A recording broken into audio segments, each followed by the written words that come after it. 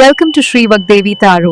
I'm here today to discuss what fortune has in store for you regarding home, health, and happiness. ನಮಸ್ತೆ, ಬನ್ನಿ. ರಾಯರ ವರ್ಧಂತಿ ಇದೆ. So ರಾಘವೇಂದ್ರರ ಆಶೀರ್ವಾದ ಇದೆ. ಏನ್ ಹೇಳ್ತಾರೆ ನೋಡೋಣ. ಸೊ ಗ್ರೋತ್ ಕಡೆ ಹೆಚ್ಚಿನ ಗಮನನ ಕೊಡಿ.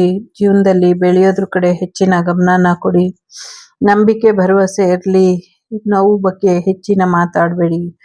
ನಿಮ್ಮ ನೋವು ನಿಮ್ಮ ದುಃಖ ಎಲ್ಲ ನಂಗೆ ಗೊತ್ತಿದೆ, ಯಾಕೆ ಅಷ್ಟೊಂದು ತಲೆ ಕೆಡ್ಸ್ಕೊಳ್ತೀರಾ, ಎಲ್ಲವೂ ಕೂಡ ಧೈರ್ಯವಾಗಿ ಎದುರಿಸಿ ಅಂತ ಹೇಳ್ತಿದ್ದಾರೆ. ಸೊ ನೀವು ಒಂಟಿ ಎಲ್ಲ, ಯಾವಾಗ್ಲೂ ನಾನು ನಿಮ್ ಜೊತೆ ಇದೀನಿ ಅನ್ನುವಂಥ ಭರವಸೆನ ಕೊಡ್ತಾ ಇದ್ದಾರೆ.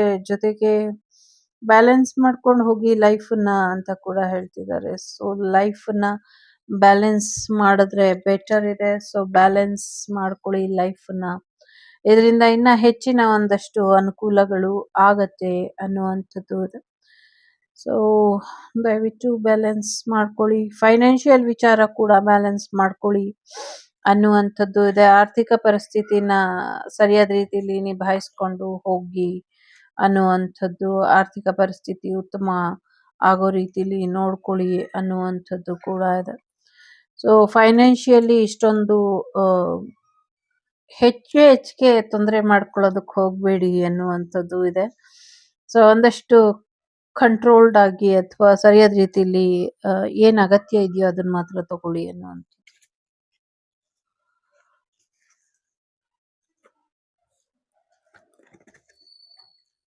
ಜೀವನಾನೇ ಒಂದು ಶಾಲೆ ಇದ್ದಂಗೆ ಕಲಿತಾ ಇರಿ. ಪ್ರಪಂಚಕ್ಕೆ ಒಳ್ಳೇದಾಗ್ಲಿ ಅಂತ ಬಯಸ್ತಾ ಇರಿ. ದಿನಾಗ್ಲೂ ಬ್ರೀತಿಂಗ್ ಎಕ್ಸಸೈಸ್ ಅನ್ನ ಮಾಡಿ, ಇದರಿಂದ ಹೆಚ್ಚಿನ ಅನುಕೂಲ ಆಗತ್ತೆ ಅನ್ನುವಂಥದ್ದು ಕೂಡ ಇದೆ. ಜೊತೆಗೆ ಶಿವಶಕ್ತಿ ಆರಾಧನೆ ಮಾಡಿ, ದತ್ತಾತ್ರೇಯರ ಆರಾಧನೆ ಮಾಡಿ, ಗುರುಗಳ ಆರಾಧನೆ ಮಾಡ್ತಾನೆ ಇರ್ತೀರ, ಇದನ್ನು ಮಾಡ್ಕೊಳ್ಳಿ. ಇದರಿಂದ ಹೆಚ್ಚಿನ ಅನುಕೂಲ ಆಗತ್ತೆ ಅನ್ನುವಂಥದ್ದು ಇದೆ. ನಿಮ್ಮ ಫೆಮಿನೈನ್ ಅಂಡ್ ಮಸ್ಕ್ಯುಲಿನ್ ಎನರ್ಜಿನ ಬ್ಯಾಲೆನ್ಸ್ ಮಾಡ್ಕೊಳ್ಳಿ ಅನ್ನುವಂಥದ್ದು ಇದೆ. ಸೊ ಎಲ್ಲೋ ಒಂದ್ ಕಡೆ ಕುಂಡಲಿನಿ ಶಕ್ತಿ ಜಾಗೃತ ಆಗ್ತಾ ಇದೆ. ಕೆಲವ್ರಿಗೆ ಆಲ್ರೆಡಿ ಆಗಿದೆ, ಕೆಲವ್ರಿಗೆ ಆಗ್ತಾ ಇರೋರಿಗೆ ಹೇಗೆ ಅಂತ ಅರ್ಥ ಆಗ್ತಾ ಇಲ್ಲ, ಅಥವಾ ಪೂರ್ತಿ ಆಗಿರೋರಿಗೆ ಹೇಗೆ ಅದನ್ನ ಮ್ಯಾನೇಜ್ ಮಾಡ್ಬೇಕು ಅಂತ ಗೊತ್ತಿಲ್ಲ. ಸೊ ಮುಂದಿನ ದಿನಗಳಲ್ಲಿ ಇದೆಲ್ಲವೂ ಕೂಡ ನಿಮ್ಮ ಅನುಭವಕ್ಕೆ ಬರುತ್ತೆ ಅನ್ನುವಂಥದ್ದು ಇದೆ. ಒಂದಷ್ಟು ಸಮಸ್ಯೆಗಳು ಬರೋದ್ರಲ್ಲಿ ಇದೆ, ಸಮಸ್ಯೆ ಇಲ್ಲ ಅಂತ ಇಲ್ಲ. ಸಮಸ್ಯೆಗಳನ್ನ ಸರಿಯಾದ ರೀತಿಯಲ್ಲಿ ನೀವು ನಿರ್ವಹಣೆ ಮಾಡ್ಕೊಂಡು ಹೋಗಿ. ಫೈನಾನ್ಷಿಯಲ್ ವಿಚಾರದಲ್ಲಿ ಅಥವಾ ಜಾಬ್ ರಿಲೇಟೆಡ್ ಏನಾದ್ರು ಸಮಸ್ಯೆ ಇದ್ರೆ ಸದ್ಯಕ್ಕೆ ಬ್ಯಾಲೆನ್ಸ್ ಮಾಡ್ಕೊಂಡು ಹೋಗಿ ಒಂದ್ ಸ್ವಲ್ಪ ದಿನ, ಆಮೇಲೆ ಮತ್ತೆ ಅದು ಸರಿ ಹೋಗುತ್ತೆ ಅನ್ನುವಂಥದ್ದು ಕೂಡ ಇದೆ. ಶ್ರದ್ಧಾ ಭಕ್ತಿ ತಾಳ್ಮೆ ನಂಬಿಕೆ ಇರಬೇಕು, ಅದನ್ನ ಉಳಿಸ್ಕೊಳ್ಳಿ ಅನ್ನುವಂಥದ್ದು ಇದೆ. ಯಾರು ಏನೇ ಮಾಡಿದ್ರು ಚಿಂತೆ ಬೇಡ, ಯಾವಾಗ್ಲೂ ನಾನು ಇರ್ತೀನಿ ನಿಮ್ ಜೊತೆ ಅನ್ನುವಂಥದ್ದು ಇದೆ. ಜೊತೆಗೆ ಹೆಣ್ಣುಮಕ್ಕಳ ಆರೈಕೆ ಕಡೆ, ಆರೋಗ್ಯದ ಕಡೆ ಸ್ವಲ್ಪ ಹೆಚ್ಚಿನ ಗಮನನ ಕೊಡಿ ಅನ್ನುವಂಥದ್ದು ಕೂಡ ಇದೆ. ನ್ಯಾಯಾಲಯದಲ್ಲಿ ತೀರ್ಪು ನಿಮ್ಮ ಪರವಾಗಿ ಆಗ್ದಿರ ಸ್ವಲ್ಪ ಏರುಪೇರು ಆಗಬಹುದು. ಸೊ ನೋಡ್ಕೊಳ್ಳಿ ಅನ್ನುವಂಥದ್ದು ಕೂಡ ಇದೆ. ನ್ಯಾಯಾಲಯದ ತೀರ್ಪಿನಲ್ಲಿ ಒಂದಷ್ಟು ಬದಲಾವಣೆಗಳು ಆಯ್ತು ಅಂತ ಡಿಸ್ಟರ್ಬ್ ಆಗಕ್ಕೆ ಹೋಗ್ಬೇಡಿ ಅನ್ನುವಂಥದ್ದು ಇದೆ. ಸಾಕಷ್ಟು ರಹಸ್ಯಗಳು ಇದೆ, ಆ ರಹಸ್ಯಗಳೆಲ್ಲವೂ ಕೂಡ ಬೆಳಕಿಗೆ ಬರುತ್ತೆ ಅನ್ನುವಂಥದ್ದು ಇದೆ. ಸಾಕಷ್ಟು ಸಮಸ್ಯೆಗಳ ಅಂತ್ಯ ಆಗಿ ಕೆಲವುದಕ್ಕೆ ಒಂದು ಎಂಡಿಂಗ್ ಅಂತ ಬೇಕು. ಆ ಎಂಡಿಂಗ್ ಇನ್ನ ಸಿಕ್ಕಿಲ್ಲ ಅಂತ ಒದ್ದಾಡ್ತಾ ಇರಬಹುದು ನೀವು. ಖಂಡಿತವಾಗ್ಲೂ ನೀವ್ ಎಕ್ಸ್ಪೆಕ್ಟ್ ಮಾಡಿರುವಂತ ಎಂಡಿಂಗ್ ನಿಮ್ಗೆ ಸಿಗುತ್ತೆ ಅನ್ನುವಂಥದ್ದು ಇದೆ. ಮ್ಯಾರೇಜ್ ಆಫರ್ ಬರೋದ್ರಲ್ಲಿ ಇದೆ. ಹಸ್ಬೆಂಡ್ ಅಂಡ್ ವೈಫ್ ಬಿಸ್ನೆಸ್ ಅಥವಾ ಜಾಬ್ ರಿಲೇಟೆಡ್ ಏನ್ ಪ್ರಾಬ್ಲಮ್ ಇತ್ತು ಅದೆಲ್ಲವೂ ಕೂಡ ಸಾಲ್ವ್ ಆಗೋದ್ರಲ್ಲಿ ಇದೆ ಅನ್ನುವಂಥದ್ದು ಕೂಡ ಇದೆ.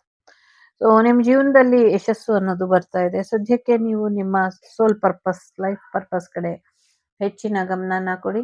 ನಿಮ್ಮ ಗುರುಗಳ ಪಾದಾರವಿಂದಕ್ಕೆ ಸರೆಂಡರ್ ಆಗಿ ಅನ್ನುವಂಥದ್ದು.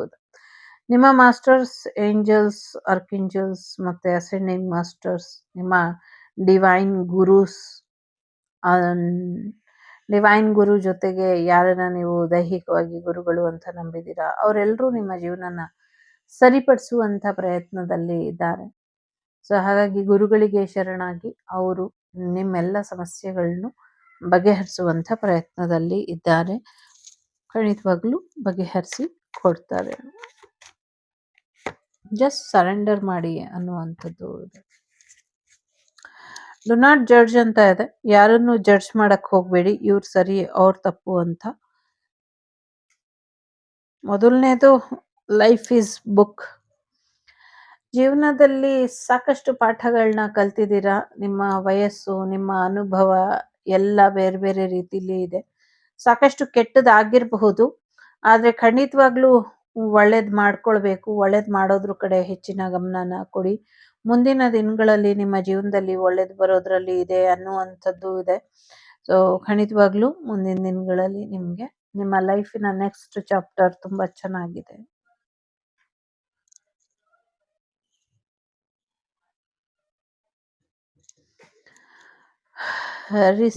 ರಿಪಿಟೇಷನ್ ಇನ್ ಲೈಫ್, ಪದೇ ಪದೇ ಅದೇ ತಪ್ಪಾಗ್ತಾ ಇದೆ ಅಂದ್ರೆ ಎಲ್ಲೋ ನೀವು ಕಲಿಬೇಕಾಗಿರುವಂತ ಪಾಠಗಳನ್ನ ಕಲಿತಾ ಇಲ್ಲ, ತಿದ್ಕೊಳ್ಬೇಕಾಗಿರುವಂತ ಸ್ಥಳಗಳಲ್ಲಿ ತಿದ್ಕೊಳ್ತಾ ಇಲ್ಲ. ಯಾರು ನಂಬಾರ್ದೋ ಅವ್ರನ್ನೇ ನಂಬಿ ನಂಬಿ ಮೋಸ ಹೋಗ್ತಾ ಇರಬಹುದು. ಸೊ ಹಾಗಾಗಿ ಪದೇ ಪದೇ ಅದೇ ತಪ್ಪು ನಿಮ್ಮ ಜೀವನದ ಅದೇ ಒಂದು ಕೆಡ್ಡಕ್ಕೆ ಬೀಳೋದಕ್ಕೆ ಕಾರಣ ಆಗಿದೆ.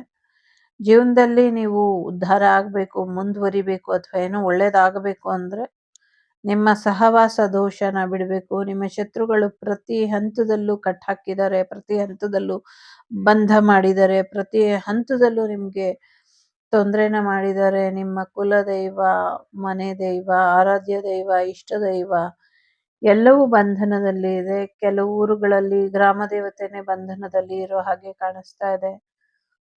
ನಿಮ್ಮ ಶಕ್ತಿನೆಲ್ಲ ಕಿತ್ಕೊಂಡಿದ್ದಾರೆ. ನಿಮ್ಮ ಹತ್ರ ಇನ್ಯಾವ ಶಕ್ತಿನೂ ಇಲ್ಲ.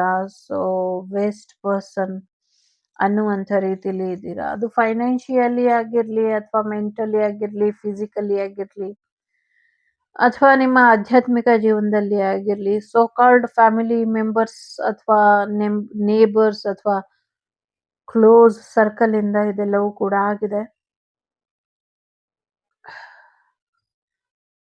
ನಿಮ್ಮ ನಂಬಿಕೆ, ವಿಶ್ವಾಸ, ನಿಮ್ಮ ಪ್ರಬುದ್ಧತೆ ಅಷ್ಟೇ ನಿಮ್ಮನ್ನ ಇದರಿಂದ ಹೊರಗೆ ತಗೊಂಬರೋದಕ್ಕೆ ಸಾಧ್ಯ. ನೀವು ಮನ್ಸು ಮಾಡಿದ್ರೆ ಯಾರು ನಿಮ್ಗೆ ಕಳ್ಸಿದಾರೋ ಅದಷ್ಟನ್ನು ಅವರಿಗೆ ರಿಟರ್ನ್ ಮಾಡಿ. ಯಾವ ಮಂತ್ರವಾದಿ, ತಂತ್ರವಾದಿ, ಅಥವಾ ಯಾರು ಬ್ಲ್ಯಾಕ್ ಮ್ಯಾಜಿಕ್ ಮಾಡ್ತಾರೆ ಎಲ್ಲೂ ಹೋಗ್ಬೇಡಿ. ನೀವೆಲ್ಲಿ ಕೂತಿದ್ದೀರೋ ಅಲ್ಲೇ ಒಂದಿಡಿ ಅರ್ಶಿನ, ಒಂದಿಡಿ ಕುಂಕುಮ, ಒಂದಿಡಿ ಕರ್ಪೂರ ಹಾಕ್ಬಿಟ್ಟು ನೀನ್ ನೋಡ್ಕೋ ಅಂತ ನಿಮ್ಮ ಇಷ್ಟದ ದೈವಕ್ಕೆ ನೀವು ಹಾಕಿ ಅಲ್ಲಿ ಕುತ್ಕೊಂಡು ಮನ್ಸಾರೆ ಹತ್ಬಿಟ್ಟು ಆ ಕರ್ಪೂರನ ಹಚ್ಚಿ, ಅದು ಯಾರು ಮಾಡಿದಾರೋ ಅದು ಅವ್ರ ಮನೆಗೆ ಹೋಗಿ ಅವರಿಗೆ ನಿಮ್ಗೇನ್ ಮಾಡಿದಾರೋ ಅದು ಅವ್ರಿಗೆ ರಿಟರ್ನ್ ಆಗತ್ತೆ ಅಷ್ಟೇನೆ. ಇದನ್ ಮಾಡಿ, ಎಲ್ಲೂ ಹೋಗ್ಬೇಡಿ. ಮನೆಯೊಳಗೇನೆ ದೇವ್ರ ಮನೆ ಮುಂದೆನಾದ್ರೂ ಕುತ್ಕೊಳ್ಳಿ. ದೇವ್ರ ಮನೇನೇ ಇಲ್ಲ, ಅಷ್ಟು ಕತ್ಲು ತುಂಬಿದೆ. ಕುತ್ಕೊಳ್ಳಿ. ಕುತ್ಕೊಂಡು ಒಂದಿಡಿ ಅರ್ಶಿನ, ಒಂದಿಡಿ ಕುಂಕುಮ, ಒಂದಿಡಿ ಕರ್ಪೂರ ಹಾಕಿ ಯಾರಿಗಾದ್ರೂ ಕೇಳ್ಕೊಳ್ಳಿ. ನೀವಿರೋ ಊರಿನ ಗ್ರಾಮ ದೇವತೆಗಾದ್ರೂ ಕೇಳ್ಕೊಳ್ಳಿ, ನಿಮ್ಮ ಕುಲ ದೈವಕ್ಕಾದ್ರೂ ಕೇಳ್ಕೊಳ್ಳಿ. ನಿಮ್ಮ ಶತ್ರುಗಳು ಯಾರು ಅಂತ ಗೊತ್ತಿದ್ರೆ ಅವ್ರ ಮನೆ ದೇವರಿಗೆ ಕೇಳ್ಕೊಳ್ಳಿ. ಬೇರೆಯವ್ರು ಬೇಡ, ನೀನೇ ನನಗೆ ನ್ಯಾಯ ಕೊಡ್ಸು ಅಂತ. ಸೊ ಅದು ಪೂರ್ತಿ ಕರ್ಪೂರ ಉರಿದ ಮೇಲೆ ಆ ಅರ್ಶಿನ ಕುಂಕುಮನೆಲ್ಲ ಹಾಲಲ್ಲಿ ಅಥವಾ ನೀರಲ್ಲಿ ಮಿಕ್ಸ್ ಮಾಡಿ ಯಾವ್ದಾದ್ರು ಒಂದು ಗಿಡದ ಬುಡಕ್ಕೆ ಹಾಕ್ಬಿಟ್ಟು ನೆಮ್ಮದಿಯಾಗಿ ಮಲಗಿ. ನಿಮ್ಮನ್ನ ಉಳಿಸ್ಬಾರ್ದು ಅಂತ ಸಾಕಷ್ಟು ಪ್ರಯತ್ನಗಳಲ್ಲಿ ದೊಡ್ಡ ಪ್ರಯತ್ನ ಇದು. ಹೆದರ್ಕೊಳ್ಳೋ ಅಗತ್ಯ ಇಲ್ಲ. ಈಗಾಗಲೇ ನನಗೆ ಈ ವಿಚಾರ ಬಂದಿದೆ ಅಂದ್ರೆ ನನ್ನ ಕೈಲಾಗಿದ್ದ ಸಹಾಯ ಅಂತ ಹೇಳಲ್ಲ, ಸೇವೆ ಮಾಡ್ಲಿಕ್ಕೆ ನಾನು ರೆಡಿ ಇದನ್ನ ಮಾಡ್ತೀನಿ. ಸೊ ಹೀಲಿಂಗ್ ಆಗ್ತೀನಿ. ಮಿಕ್ಕಿದ್ ನಿಮ್ಮ ಎಚ್ಚರಿಕೆಯಲ್ಲಿ ನೀವಿರಿ. ದಿನಾಗ್ಲೂ ಮನೆ ಕತ್ತಲಾಗದೆ ಇರೋ ಹಾಗೆ 48 ದಿನ ಆರದೆ ಇರೋ ಹಾಗೆ ಒಂದು ದೀಪನ ಹಚ್ಚಿ ಇಡಿ. 48 ದಿನ ದೀಪ ಉರಿಲಿ. ಯಾರು 2ನೇದು ಆಯ್ಕೆ ಮಾಡಿದೀರಾ ಅವ್ರು ಮಾತ್ರ ಮಾಡಬಹುದು, ಅಥವಾ 3 ಆಯ್ಕೆ ಮಾಡಿರೋರನ್ನ ಮಾಡಬಹುದು, ಅಥವಾ ಎಲ್ರೂ ಮಾಡಬಹುದು. ಈವನ್ ನಿಮ್ ಶತ್ರುಗಳು, ನನ್ನ ಶತ್ರುಗಳು ಕೂಡ ಮಾಡಬಹುದು. ಅವ್ರ ಜೀವನದಲ್ಲೂ ಕೂಡ ಅಂಧಕಾರ ತೊಲಗಿ ಒಂದು ಒಳ್ಳೆ ಜ್ಞಾನ ಜ್ಯೋತಿ ಬೆಳಗ್ಲಿ ಅಂತ ಆಶಿಸ್ತೀನಿ.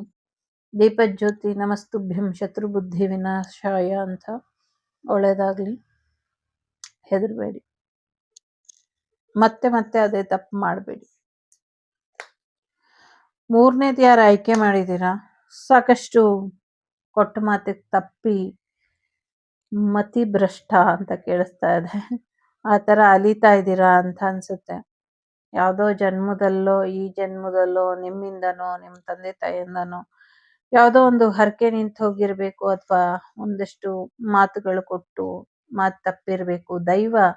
ದೈವ ನುಡಿನ ತಪ್ಪಿದ್ದೀರಾ. ಮನುಷ್ಯರು ಕೊಟ್ಟಿರೋ ಮಾತು ಬಗ್ಗೆ ಇಲ್ಲಿ ಇಲ್ಲ.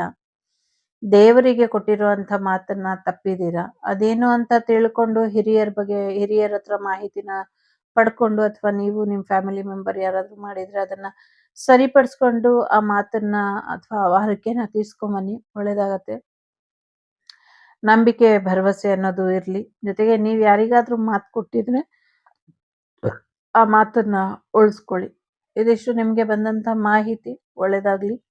ಪೂಜ್ಯಾಯ ರಾಘವೇಂದ್ರಾಯ ಸತ್ಯಧರ್ಮವೃತಾಯ ಚ ಭಜತಾಂ ಕಲ್ಪವೃಕ್ಷಾಯ ನಮತಾಂ ಕಾಮಧೇನವೇ ನಮಃ. ಓಂ ಸಾಯಿರಾಮ್. ಗುರು ದತ್ತಾತ್ರೇಯರ ಪಾದಾರವಿಂದಕ್ಕೂ ನಮನಾನ ತಿಳಿಸ್ತಾ ಶ್ರೀಕೃಷ್ಣನಿಗೆ ಶರಣಾಗತಿನ ಹೇಳ್ತಾ ಸಿಗೋಣ ಮುಂದಿನ ವಿಡಿಯೋಲಿ. ನಮಸ್ತೆ. ಲೋಕ ಸಮಸ್ತ ಸುಖಿನೋ ಭವಂತು, ಸಮಸ್ತ ಸನ್ಮಂಗಳಾನಿ ಭವಂತು, ಧರ್ಮೋ ರಕ್ಷತೆ ರಕ್ಷಿತಃ. ಎಲ್ಲರಿಗೂ ಒಳ್ಳೆಯದಾಗಲಿ. ಧರ್ಮದ ಹಾದಿಲಿ, ಸತ್ಯದ ಹಾದಿಲಿ ನಡೀರಿ. ಮಿಕ್ಕಿದೆಲ್ಲ ಭಗವಂತ ನೋಡ್ಕೊಳ್ತಾನೆ. Take care. The Shrivak Devi Tarot channel is so glad to see you again. Thank you for watching our tarot card readings today.